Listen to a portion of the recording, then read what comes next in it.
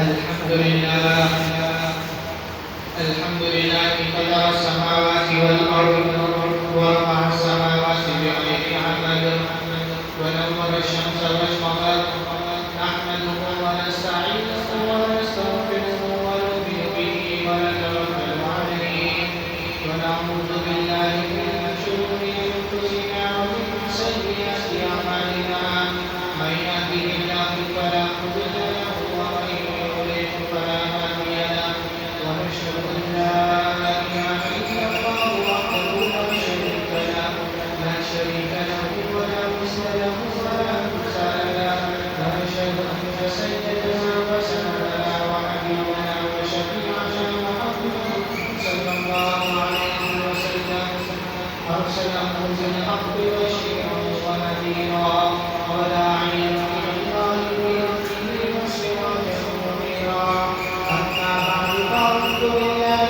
من الشيطان الرجيم بسم الله الرحمن الرحيم يا أيها الناس كلوا مما في الأرض حلالا طيبا ولا تتبعوا خطوات الشيطان وقال النبي صلى الله عليه وسلم وله الحلال فلنقل بعد الطريقة أو كما قال عليه الصلاة والسلام صدق الله مولانا العظيم وصدق رسوله النبي الكريم ونحن على ذلك من الشاهدين. عزیزان محترم، برادران عزیز، اللہ رب العزت نے مسلمانوں کو دین فطرت عطا فرمایا ہے اور دین فطرت انسان کی جو رہنمائی کرتا ہے وہ سیدھے راستے کی طرف رہنمائی کرتا ہے. اللہ رب العزت نے انسان کو اس دنیا میں پیدا فرمایا ہے. وہ پیدا فرمانے کے ساتھ ساتھ اس کے ساتھ جو پوری ضروریات کی زندگی لگائی ہے تو جب اس کو انسان کو بھوک بھی لگتی ہے کھانا بھی کھانا ہے. اپنی ضروریات کو پورا کرنے کے لیے وہ جاب بھی کرتا ہے، کاروبار بھی اختیار کرتا ہے، ملازمت بھی کرتا ہے، فیکٹری بھی لگاتا ہے. یہ اپنی ضروریات زندگی کو پورا کرنے کے لیے تاکہ وہ مال حاصل کر سکے اور مال کے ذریعے سے اپنی دنیا کی زندگی کو آسان بنا سکے. اللہ رب العزت نے انسان کو حکم دیا، کیا حکم دیا؟ انسانوں کلوا مما فی الارض، جو کچھ بھی ہے زمین کے اندر کھاؤ، اس میں سے کیا کھاؤ؟ حلالا طیبا، حلال اور پاکیزہ چیزوں کو کھاؤ، حلال اور پاکیزہ چیزوں کو کھاؤ. ولا تتبعوا خطوات الشیطان، شیطان کی پیروی کرتے ہوئے اس کے اتباع نہ کرو، شیطان کے پیچھے نہ چلو، اس کے بہکاوے میں آ کے اس کی اتباع نہ کرو، تم نہ کرو. انہ لکم عدو مبین، وہ تمہارا برا دشمن ہے. اس آیت مبارکہ سے ہمیں یہ بات پتہ چلتی ہے اللہ رب العزت نے انسان کو جو کچھ اس کے لیے زمین کے اندر حلال چیزیں پیدا کی ہیں اس میں سے کھانے کا حکم دیا ہے اور حلال چیزوں میں سے پاکیزہ چیزوں کو کھانے کا حکم دیا ہے. وہ چیزیں جو انسان کو کھانے کے لیے اللہ رب العزت نے حرام کی ہیں اس کو کھانا جائز نہیں ہے، حلال نہیں ہے، وہ حرام کے زمانے کے اندر آتی ہے. حلال چیزیں کھانے کا اللہ رب العزت نے حکم دیا ہے. اس سے اس بات کی طرف اشارہ نکلتا ہے حلال طریقے سے محنت کر کے مال کو کما کر اور کسی کا حق مالے بغیر اس کو کھانا یہ انسان کے لیے باعث برکت ہے. اور اسی طریقے سے کسی کا مال لوٹ کر، کسی کا مال غصب کر کر، چوری کر کر، دھوکہ دے کر کھانا یہ مال جائز نہیں ہوگا بلکہ مال حرام کے زمرے میں داخل ہوگا. اور جو مال حرام کے زمرے کے اندر داخل ہوتا ہے وہ اس کا وبال دنیا میں بھی آتا ہے اور آخرت میں بھی آتا ہے. آج ہم اپنی زندگی کے اندر اگر نظر دوڑا کے دیکھیں تو ہم میں سے ہر شخص یہ دیکھتا ہے کہ عقل مند بندہ اسی کو بولا جاتا ہے جو سب سے زیادہ فراڈیا ہوتا ہے، جو سب سے زیادہ دھوکے باز ہوتا ہے. اور دیگر عبادت کرنا ہوتا ہے، صوفی صاحب ہیں، حاجی صاحب ہیں اور مولوی صاحب ہیں، یہ تو بڑے جو ہے پکے نمازی ہیں، لیکن ان کی حرکات، ان کے معاملات کیا ہیں؟ لوگوں کے معلوم ہونے کے ساتھ کھاتے لبادہ انہوں نے مولویوں والا اٹھا ہوا ہے، لیکن حرکتیں کیا ہے؟ شیطان والی۔ وہ اللہ رب العزت کی تعلیم دیتے ہیں کہ ہم جو کھائیں اپنے حلال مال میں سے کھائیں، پاکیزہ مال میں سے کھائیں، کسی کے مال کو ولا تأکلوا أموالكم بينكم بالباطل، ایسے طریقے سے کسی کا مال نہ کھاؤ جو کہ تمہارے لیے جائز نہ ہو، کسی کا حق دبا لیا، کسی کی امانت رکھی ہوئی اس میں سے کھا لیا، کسی سے رشوت دے دی، کسی کا حق غصب کر لیا، اس کو کھانے کی شریعت میں تعلیم نہیں کی، قرآن میں تعلیم اس بات کی نہیں کی کہ کسی کا حق مانا اپنے جسم کی کیا کرو، اپنے جسم کی پرورش کرو، اپنے جسم کو قربان چڑھاؤ۔ یہ شریعت کی تعلیم ہے، انسان کی موقع مناسبوں کے اوپر رہنمائی کرتی ہے۔ ایک قرآن کریم کا اللہ رب العزت نے پچھلی قوموں کا تذکرہ کیا ہے، اس میں سے ایک قوم جو ہے شعیب علیہ السلام کی قوم ہے۔ ان کے اندر بھی بہت ساری خرابیاں تھیں، اللہ کے علاوہ کسی اور کی عبادت کرتے تھے، لیکن اس میں سے ایک خرابی کیا تھی؟ اللہ رب العزت خود قرآن کریم میں فرماتے ہیں وَإِلَىٰ مَدْيَنَ أَخَاهُمْ شُعَيْبًا قَالَ يَا قَوْمِ اعْبُدُوا اللَّهَ مَا لَكُم مِّنْ إِلَٰهٍ غَيْرُهُ وَلَا تَنقُصُوا الْمِكْيَالَ وَالْمِيزَانَ إِنِّي أَرَاكُمْ بِخَيْرٍ وَإِنِّي أَخَافُ عَلَيْكُمْ عَذَابَ يَوْمٍ عَظِيمٍ۔ حضرت شعیب علیہ السلام کو اللہ رب العزت نے مدین والوں کی طرف بھیجا۔ کیا کام قال يا قوم اعبدوا الله، اے لوگوں اللہ کی عبادت کرو، اللہ کے سوا کوئی معبود نہیں، جو تمہارا خالق بھی ہے، جو تمہارا مالک بھی ہے، تمہارا رازق بھی ہے، تمہاری ضروریات کو پورا کرنے والا بھی ہے، تمہیں نفع اور نقصان کا تمہارا مالک بھی ہے۔ جب ساری چیزوں کا مالک وہ اللہ ہے تو تمہیں عبادت بھی کس کی کرنی چاہیے؟ اللہ کی عبادت کرنی چاہیے۔ اللہ کے علاوہ جس کو ہم پکارتے ہو وہ عبادت کے لائق نہیں، وہ عبادت کے مستحق نہیں۔ اور اسی طریقے سے ان کے اندر ایک خرابی یہ تھی، کیا خرابی؟ جب اپنا حق کسی سے وصول کرتے تھے، جب اپنے لیے کوئی چیز خریدتے تھے تو وہ پورا نام توڑ کر لیا کرتے تھے۔ 10 کلو لیے تو پوری 10 کلو ہی لیں گے۔ ہاں اب جب دینے کی باری آتی تھی تو کیا کرتے تھے؟ نام توڑ کے اندر ڈنڈے مارتے تھے۔ وَلَا تَنْقُصُوا الْمِكْيَالَ وَالْمِيزَانَ، اللہ تعالیٰ نے حکم دیا کہ تم لوگ کیا کرو، اپنے نام توڑوں کے اندر کمی مت کیا کرو۔ جب دینے کا معاملہ آتا ہے تو پورا کا پورا دیتے ہو، اور جب دینے کی باری آتی ہے تو اس کے اندر تم کیا کرتے ہو؟ ڈنڈی مارتے ہو۔ اور پھر اللہ رب العزت نے فرمایا شعیب علیہ السلام کی زبانی کہ انی اراکم بخیر، میں تو تمہیں دیتا ہوں بڑا مالدار دیتا ہوں، میں تو اچھا مالدار سمجھتا ہوں، لیکن تمہاری حرکتیں اتنی زیادہ خراب ہے، تمہیں باز آنا چاہیے۔ ایسے دن سے میں تمہارے اوپر خوف کھاتا ہوں۔ شعیب علیہ السلام کہہ رہے ہیں اپنی قوم والوں کو، میں تمہارے اوپر ایسے دن سے خوف کھاتا ہوں، انی اخاف علیکم عذاب یوم عظیم، تمہارے اوپر ایک ایسا عذاب مسلط نہ ہو جائے جو تمہیں گھیر لے۔ علماء فرماتے ہیں، مفسرین فرماتے ہیں اللہ رب العزت نے شعیب علیہ السلام کے اوپر 3 عذاب نازل۔ ڈنڈی مارنا تو یہ معمولی جرم نہیں ہے، یہ بہت بڑا جرم ہے اللہ تعالیٰ کی طرف سے، اس کے اندر فقط آتی ہے۔ اور ڈنڈی مارنا صرف یہ نہیں کہ ہم جو ہے کوئی چیز خرید رہے ہیں اس کے اندر 10 کلو کی جگہ 9 کلو دے دی، 8 کلو کی جگہ 7 کلو دے دی، صرف یہ نہیں ہے۔ ڈنڈی مارنے کے اندر علماء فرماتے ہیں کسی کا وقت 8 گھنٹے ڈیوٹی کرنا ہے، اب اس کے اندر کیا کر رہا ہے؟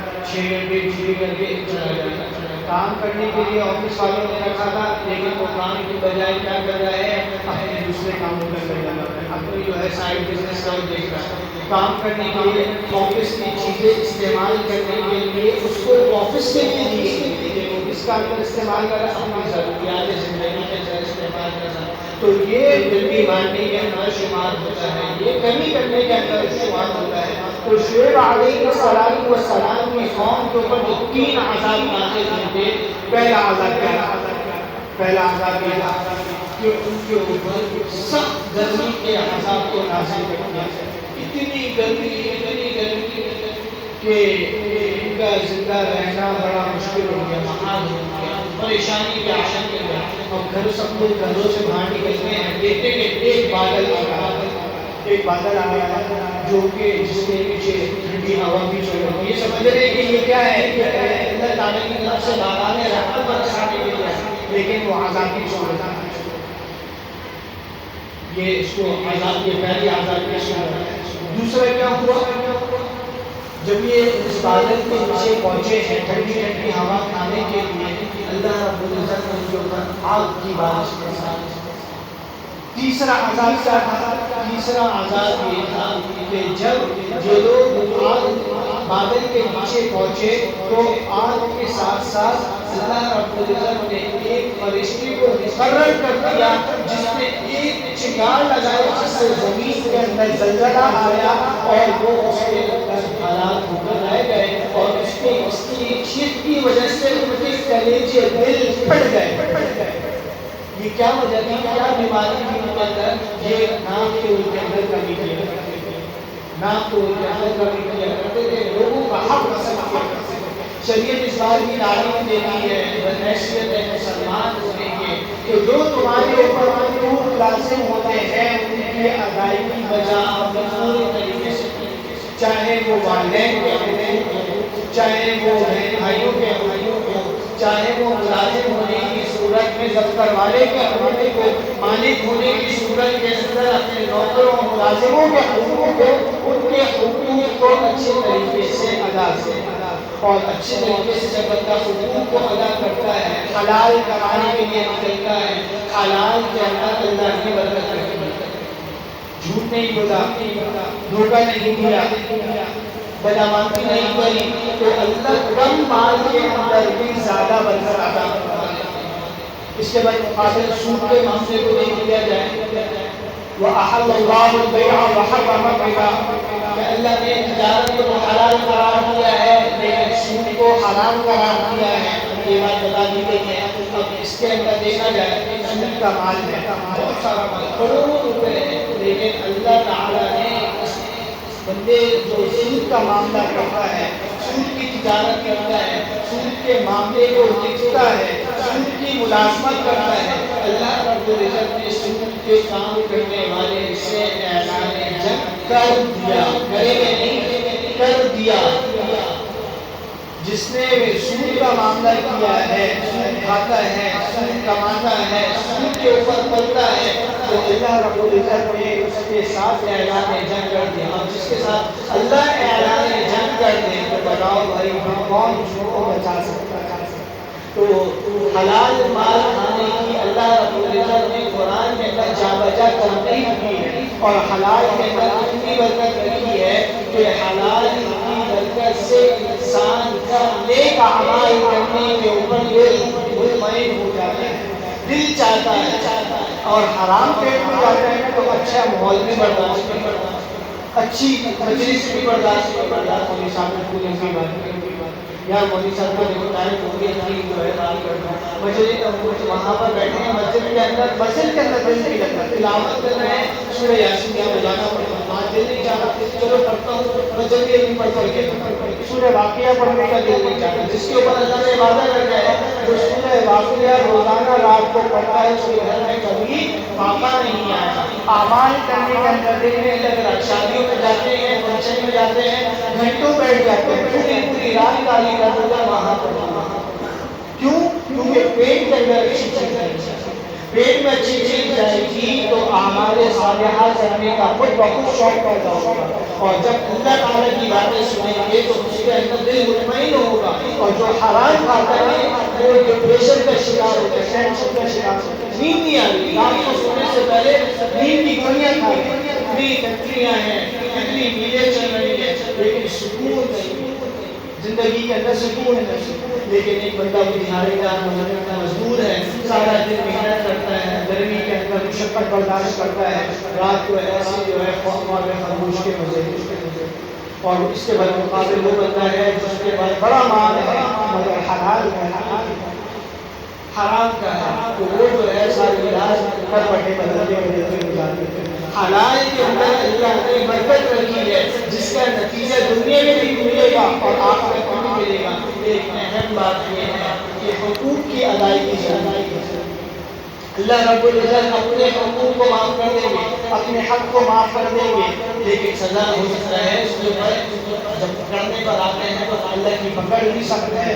نماز نہیں پڑھی اور زکات نہیں دی، روزے نہیں رکھے، حج فرض ہو گیا حج نہیں کیا، اللہ پکڑنے پہ آئے تو پکڑتے بھی ہیں، لیکن اللہ اپنے حقوق کو معاف کر دیں گے، کیونکہ اللہ کو ہماری عبادت کی ضرورت نہیں ہے۔ یا ایھا الناس انتم الفقراء الی اللہ، یہ لوگوں تم سارے کے سارے اللہ کی طرف محتاج ہو، واللہ اللہ مستغنی ہے، واللہ غنی حمید، اللہ بے نیاز ہے، اللہ تعریف شکودہ ہے، اللہ کے لیے ساری کائنات اللہ کی بندگی کرتی ہے۔ اگر تم نہیں کرتے تو اللہ کو اس سے کوئی مسئلہ کی بات نہیں ہے، تم بندگی کرو گے، عبادت کرو گے، اپنے لیے کرو گے، اللہ کے لیے نہیں کرو گے۔ تو حلال کھانے کے اللہ رب العزت نے حکم دیا ہے، انسان نے حرام کھانے سے روکا ہے۔ اسی کے ساتھ ساتھ اللہ رب العزت نے لوگوں کے حقوق کو ادا کرنے کی تاکید کی ہے۔ سورۃ النساء کے اندر اللہ رب العزت نے بالکل تفصیل کے ساتھ ایک ایک جزئیے کو بیان کیا ہے۔ یوصیکم اللہ فی اولادکم للذکر مثل حظ الانثیین،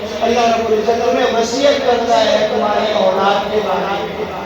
کیا وصیت کرتا ہے کہ جب کسی کا انتقال ہو جاتا ہے تو اس کا بعد جو بھی چیز چھوڑ کے جاتا ہے، بھائیوں کے لیے، بہنوں کے لیے، سب کے اندر مشترک ہوتا ہے۔ وہ مال وراثت کا مال جو ہوتا ہے وہ سارے بھائی بہنوں کا حق ہوتا ہے۔ ہم کہتے ہیں کہ میں نے تو اپنی بہن کی شادی کری، اس کے بچے ہوئے اس کو یہ اتنا جو ہے تحفے دے دیے، ہدایہ پیش کرائے، اب میرے اوپر بہن کی کوئی ذمہ داری نہیں ہے، اور میں تو جو ہے ہم نے تو بہنوں کا حق اس کو دے دیا، ایسی بات نہیں ہے۔ اگر پہلے سے معاملات طے ہو چکے ہوں تو وہ بات تو الگ ہے، لیکن بڑے ہونے کی حیثیت سے سارے مال کے اوپر میں قبضہ کروں، باقی ساری جائیداد کو میں حج جانوں، تو یہ اللہ تعالیٰ کو پسند نہیں ہے۔ تو بہنوں کا حق بھی ادا کرنا ہے، بھائیوں کے اوپر جو بھائیوں کے حقوق بنتے ہیں ان کو نہیں دینا ہے۔ بڑے ہونے کی حیثیت سے باپ کی گھر کے اوپر بھی میں نے قبضہ کر لیا، اور بڑے ہونے کی حیثیت سے باپ سے کاروبار کے بھی میں نے قبضہ کر لیا۔ چھوٹے بھائی جو ہے، ہماری بھائی جو ہے کیا کر رہے ہیں، محتاج بنے، بھکاری بنے، فقیر بنے۔ تو جو جن کا حق ہے اس کو ادا کرنا شریعت کی تعلیم ہے، اور اللہ تعالیٰ اس بات کا حکم دیتے ہیں، اور جو اللہ تعالیٰ کے حکم کے خلاف ورزی کرتا ہے، دوسرے کے مال کو ناحق کھاتا ہے، کسی کا مال غصب کر کے، کسی سے رشوت دے کے، سود کی تجارت کر کے جو مال کھاتا ہے، دنیا کے اندر بھی برباد ہوتا ہے، آخرت میں بھی اس کے لیے بڑی عذاب کی وعیدیں سنائی گئی ہیں۔ اللہ رب العزت ہمیں حلال مال کمانے کی توفیق عطا فرمائے، حلال طریقے سے مال کو حاصل کرنے کی توفیق عطا فرمائے، اور حرام سے بچنے کی توفیق عطا فرمائے۔ وآخر دعوانا الحمد للہ رب العالمین۔ اگر آپ کو ہماری ویڈیو اچھی لگی ہے تو ہمارے چینل کو سبسکرائب کریں اور بیل کے بٹن کو پریس کریں تاکہ ہر آنے والی ویڈیو آپ کو بر وقت مل سکے۔ جزاک اللہ خیرا۔